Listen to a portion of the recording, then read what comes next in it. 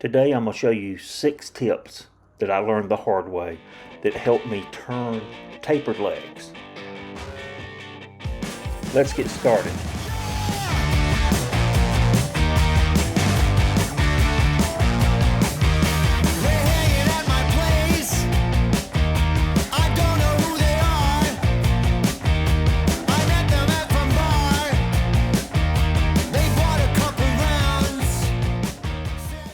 We're going to start with this maple blank, and the first tip is always cut off your corners if you can. It's a round leg. You don't need the corners. So go ahead and turn it into an octagon and start turning it around. To start, we're going to use a center finder to mark our center.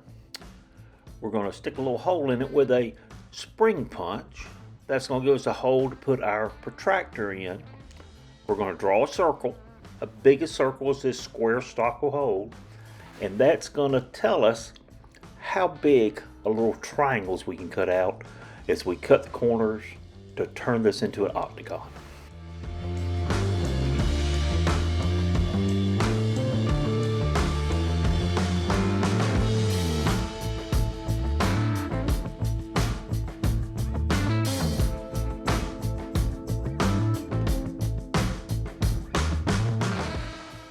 We're going to go ahead and tilt our table saw blade to a 45.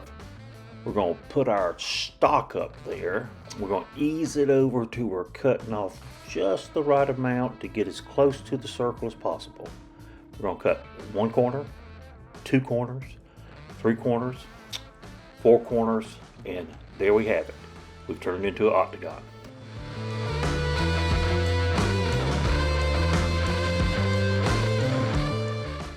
We're going to drive in our spur, slide it into our spindle, and crank in our live center, turn it on, and we're ready to go.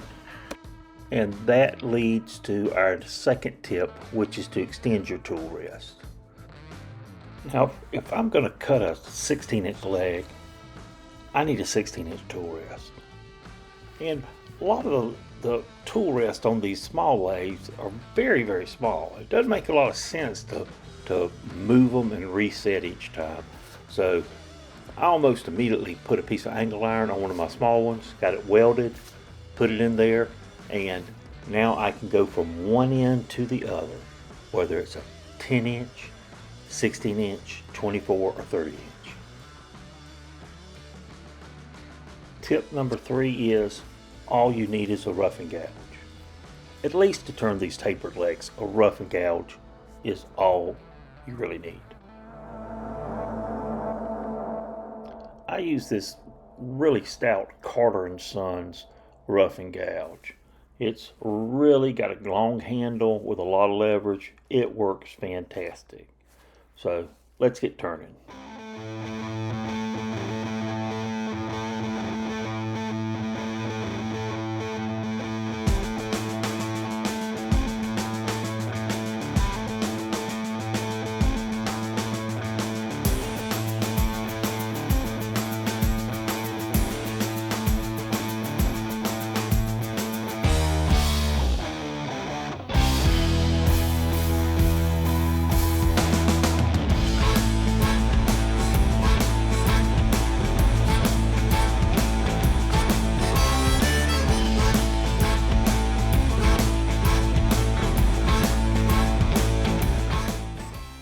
Tip number 4 is to use a stepped approach to obtain your taper. I start with a pair of calipers. I measure the big end of my turning stock, measure it, and whatever that dimension is, I cut it in half and transfer it to the small caliper and let that be the diameter of my small end. Then I take a pencil. I start marking about every 2 inches along the length.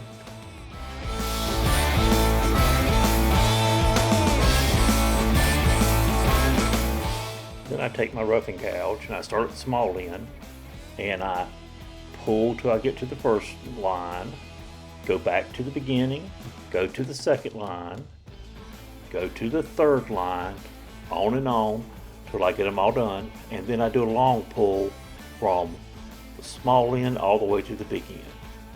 And if you continue working this, check with your small calipers, you'll really cut down a uniform taper.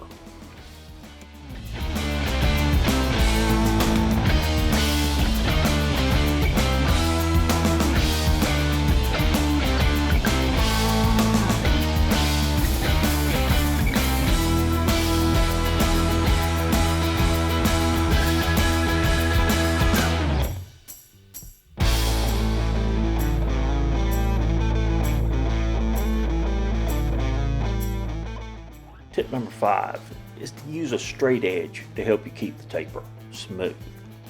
And what I do when I'm turning, every now and then I'll stop it and I'll take my straight edge, I'll put it against the length of the tapered leg, then I'll take my pencil, I'll see the high spots, I'll see the low spots, I'll make a few marks, then take my rough and gouge and slowly give a little attention to those areas and get it super smooth just with a little bit of time.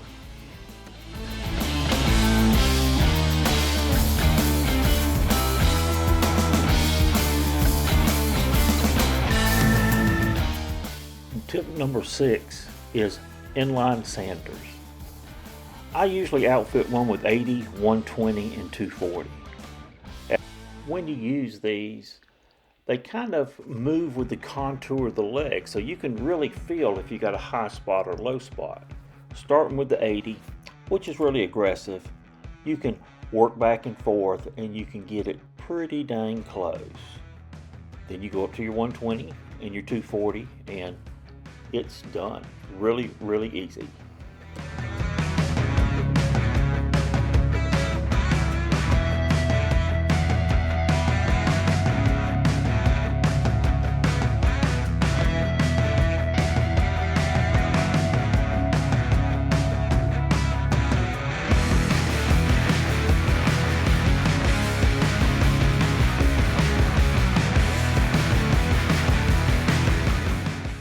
Continue to use your straight edge as you sand. It's a very helpful tool, and if you do this, you will get it incredibly straight.